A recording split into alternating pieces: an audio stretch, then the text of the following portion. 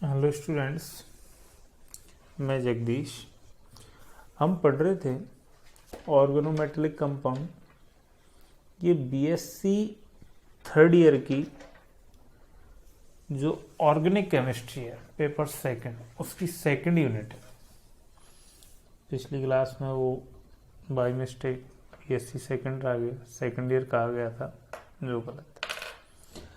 हमने पिछली क्लास में ग्रिग्नार अभिकर्मक का बनाने की विधि और उसकी स्ट्रक्चर या उसका एक बेसिक इंट्रोडक्शन पढ़ा। अब हम पढ़ते हैं इस क्लास में ग्रिग्नार अभिकर्मक की रासायनिक अभिक्रिया। तो स्टूडेंट, ये जो ग्रिग्नार अभिकर्मक है, यह ग्रिग्नार अभिकर्मक अत्यधिक क्रियाशील होता है, मोर रिएक्टिव होता है, और ये इतना अधिक क्रियाशील है कि ये जो ग्रिग्नार अभिकर्मक है, ये ग्रिग्नार अभिकर्मक वायुमंडल में उपस्थित नमी या कहें जो वायुमंडल की जल वाष्प है, इन दोनों के साथ आसानी से रिएक्शन करता है और रिएक्शन करके विघटित हो जाता है, इनके साथ विघटित हो जाता है। इसलिए इस ग्रिग्नार अभिकर्मक की जो रासायनिक अभिक्रिया है, उन रासायनिक अभिक्रियाओं को हम शुष्क ईथर की उपस्थिति में संपन्न कराते हैं। ये जो ग्रिग्नार अभिकर्मक है, ये दो प्रकार की रासायनिक अभिक्रिया प्रदर्शित करता है। नंबर एक, न्यूक्लियोफिलिक सब्स्टिट्यूशन रिएक्शन, और नंबर दो, न्यूक्लियोफिलिक एडिशन रिएक्शन। तो ये दो प्रकार की रासायनिक अभिक्रिया प्रदर्शित करता है। नंबर एक पढ़ते हैं हम, न्यूक्लियोफिलिक सब्स्टिट्यूशन रिएक्शन।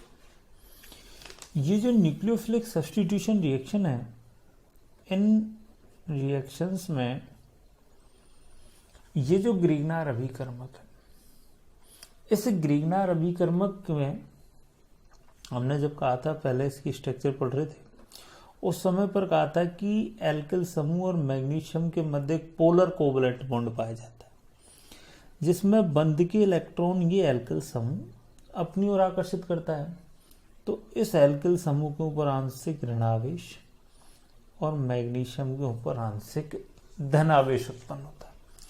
अर्थात इन रासायनिक अभिक्रियाओं में ये जो ग्रिग्नार अभिकर्मक है, इस ग्रिग्नार अभिकर्मक में से जब एल्किल समूह और मैग्नीशियम के मध्य का बंध टूटता है, तो उस बॉन्ड ब्रेकिंग के दौरान ये एल्किल समूह न्यूक्लियोफाइल के रूप में मुक्त होता है। किसके रूप में मुक्त होता है? न्यूक्लियोफाइल के रूप में।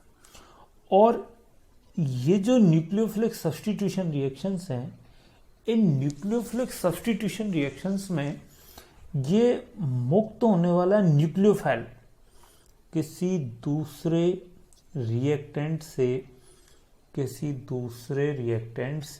किसी समूह या परमाणु को प्रतिस्थापित कर देता है। तो इसलिए ये रिएक्शन कहलाती है न्यूक्लियोफिलिक सब्स्टिट्यूशन रिएक्शन। जैसे नंबर एक पढ़ते हैं हम, सक्रिय हाइड्रोजन युक्त यौगिकों के साथ अभिक्रिया। सक्रिय हाइड्रोजन युक्त यौगिकों के साथ अभिक्रिया। ये जो सक्रिय हाइड्रोजन युक्त यौगिक हैं, ये ऐसे यौगिक हैं जिनसे H+ आयन आसानी से मुक्त हो जाता है। H प्लस आयन आसानी से मुक्त हो जाता है। तो उन यौगिकों को कहते हैं हम सक्रिय हाइड्रोजन युक्त यौगिक। ये जो ग्रिग्नार अभिकर्मक है, यह ग्रिग्नार अभिकर्मक, ये जो सक्रिय हाइड्रोजन युक्त यौगिक हैं, जैसे कोई एल्कोहल है, जल है, कोई एमीन है प्राथमिक, या अमोनिया है, या फिर एसिटिलीन है, ये सक्रिय हाइड्रोजन युक्त यौगिक है। तो इन यौगिकों के साथ अभिक्रिया करता है और अभिक्रिया करके संगत एल्केन बनाता है। क्या बनाता है? संगत एल्केन। यह संगत एल्केन से अर्थ है कि ऐसा एल्केन बनेगा जो ग्रिग्नार अभिकर्मक में जो एल्किल समूह है, उस एल्किल समूह के संगत एल्केन बनती है। जैसे हम रिएक्शन कराते हैं मैथिल मैग्नीशियम ब्रोमाइड की, और मैथिल मैग्नीशियम ब्रोमाइड की अभिक्रिया कराएं हम मैथिल एल्कोहल के साथ, और ये अभिक्रिया कराते हैं हम शुष्क ईथर की उपस्थिति।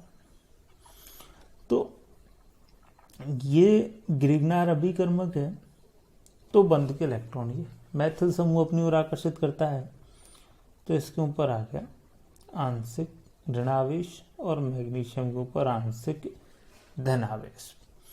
और ये जब बंध टूटता है तो बंध के इलेक्ट्रॉन ऑक्सीजन अपनी ओर आकर्षित करता है।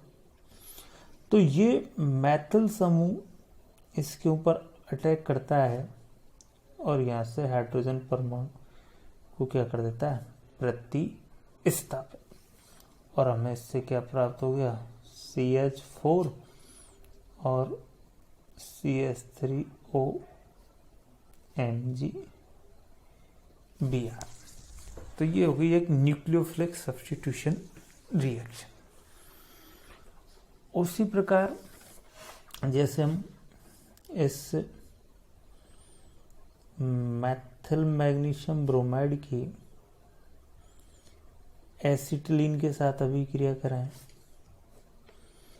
तो ये अभिक्रिया भी शुष्क ईथर की उपस्थिति में संपन्न होती है। तो बंध के इलेक्ट्रॉन ये मैथिल समूह अपनी ओर आकर्षित करता है, और यहाँ ये कार्बन परमाणु अपनी ओर आकर्षित करता है, तो इसके ऊपर आंशिक ऋणावेश और इसके ऊपर आंशिक धनावेश। तो ये इसके साथ अभिक्रिया करके क्या बनाएगा? CH4 और CH ट्रिपल बॉन्ड CMgBr। अगर हम यहाँ मैथिल के स्थान पर एथिल मैग्नीशियम ब्रोमाइड लेते तो हमें उत्पाद के रूप में क्या प्राप्त होता? एथेन। और हमने मैथिल लिया तो हमें क्या प्राप्त होता? मैथेन।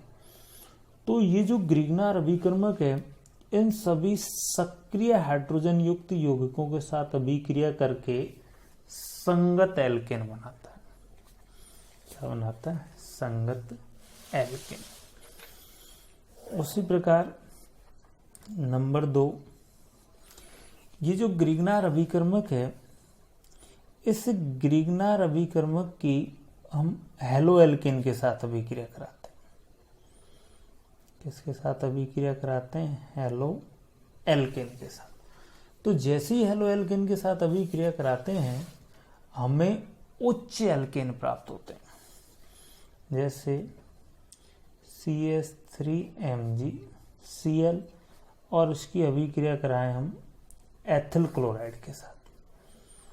तो जैसे ही एथिल क्लोराइड के साथ अभिक्रिया करेंगे, बंध के इलेक्ट्रॉन ये अपनी ओर आकर्षित करेगा, और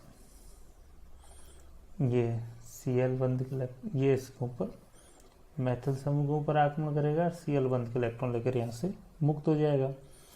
तो हमें क्या प्राप्त हो जाएगा? CH3 ethane plus MgCl2।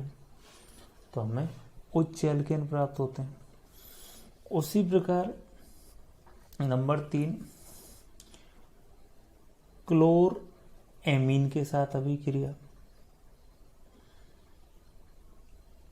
तो यदि हम ग्रिग्नार अभिकर्मक की क्लोरेमीन के साथ अभिक्रिया कराते हैं तो हमें प्राथमिक एमीन प्राप्त होता है। जैसे हम एथिल मैग्नीशियम ब्रोमाइड लेते हैं और इसकी अभिक्रिया हम क्लोरेमीन के साथ कराते हैं तो बंध के इलेक्ट्रॉन ये एल्किल समूह अपनी ओर आकर्षित करेगा और ये न्यूक्लियोफाइल के रूप में इसके ऊपर आक्रमण और यहाँ से Cl बाहर। तो हमें क्या प्राप्त हो गया, C2H5 NH2 प्लस MgBrCl। तो प्राथमिक एमीन प्राप्त होता है। उसी प्रकार नंबर 4 साइनोजन क्लोराइड के साथ यदि हम ग्रिग्नार अभिकर्मक की मेथिल मैग्नीशियम ब्रोमाइड की हम साइनोजन क्लोराइड के साथ अभिक्रिया कराते हैं शुष्क ईथर की उपस्थिति में, तो ये जो एल्किल ग्रिग्नार अभिकर्मक या मेथिल मैग्नीशियम ब्रोमाइड से जो प्राप्त होने वाला न्यूक्लियोफाइल है, ये न्यूक्लियोफाइल इस Cn को पर आक्रमण करता है, Cl को क्या कर देता है, प्रतिस्थापित।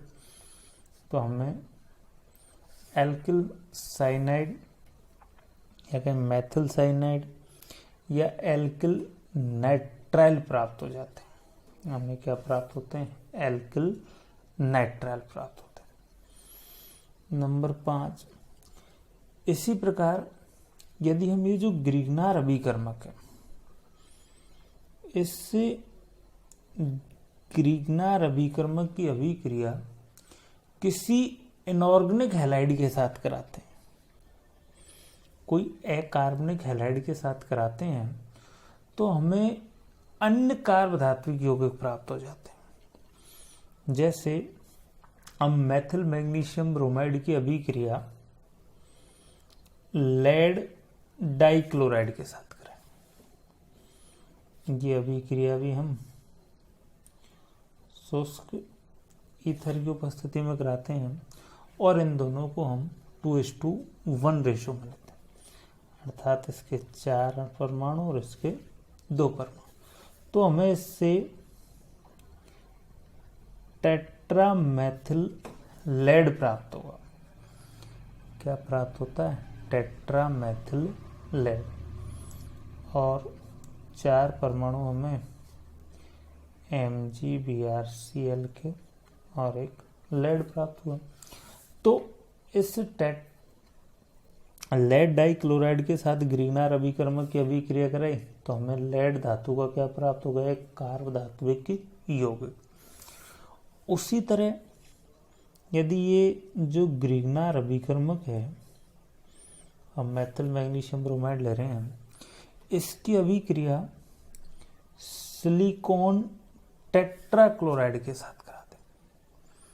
किसके साथ करा दें, सिलिकॉन टेट्राक्लोराइड के साथ।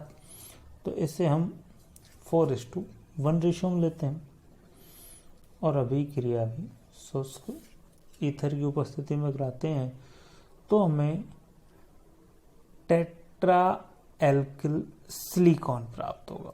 या कहें इससे हमें क्या प्राप्त होगा, मेथिल लिया है तो टेट्रा मेथिल सिलिकॉन प्राप्त होगा और 4 परमाणु हमें MgBrCl के प्राप्त होंगे। उसी प्रकार यदि ये जो मेथिल मैग्नीशियम ब्रोमाइड है इसकी अभिक्रिया हम मरकरी डाइक्लोराइड के साथ करा दें और इसको 2:1 रेशो में लेते हैं तो हमें मरकरी के कार्ब धात्विक यौगिक प्राप्त हो जाएंगे। डाई मेथिल मरकरी प्राप्त हो जाएगा और 2 अणु हमें MgBrCl के प्राप्त हुए।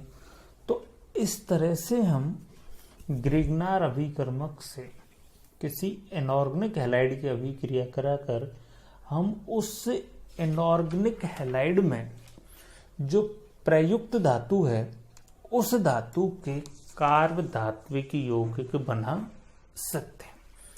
तो इस तरह से ये ग्रिग्नार अभिकर्मक की nucleophilic substitution reaction. Thank you.